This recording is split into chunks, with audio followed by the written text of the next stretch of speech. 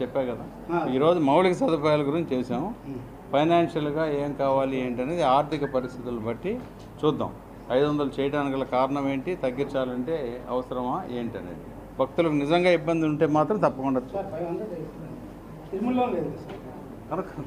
కాదంటే భక్తులకు ఇబ్బంది అంటే ఏమండి ఇబ్బంది మీద నోటీసులకు వచ్చిందా?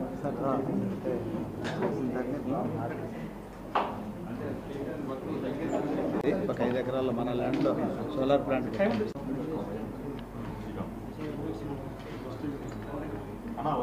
ఓకేనా?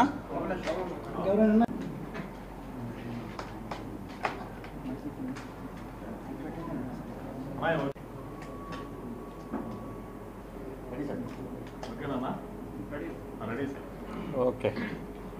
ఈరోజు దుర్గమ్మ తల్లి దర్శనం చేసుకున్నాక ఈవో రామారావు గారి ఆధ్వర్యంలో వాళ్ళ ఇంజనీర్స్ వాళ్ళ స్టాఫ్ అందరితో కలిసి వాళ్ళ యొక్క పరిస్థితి ఏమిటి, మౌలిక సదుపాయాల సమస్యలు ఏమిటి, భక్తులకు ఏమేమి సమస్యలు ఉన్నాయి, తర్వాత ఈ భక్తులు రావటం వలన ట్రాఫిక్ సమస్యలు కూడా చాలా ఎక్కువగా ఉన్నాయని చెప్పి నా నోటీసులకు వచ్చింది.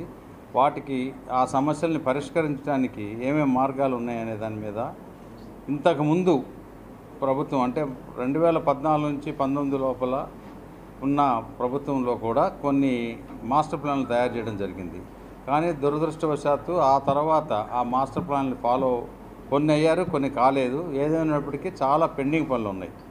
వీటికి పర్మనెంట్గా ఇంద్రకీలాద్రి ఆధ్యాత్మిక క్షేత్రం కింద దీన్ని ఎలా డెవలప్ చేయాలనే దాని మీద ఎవరితో సంప్రదించాలి అనేది డిస్కస్ చేయడం జరిగింది. ప్రస్తుతానికైతే మాత్రం ఇంకా చాలా పనులు ఉన్నాయి. క్యూ కాంప్లెక్స్లు ప్లస్ పార్కింగ్ ఏరియాస్ కట్టవలసిన అవసరం ఉంది.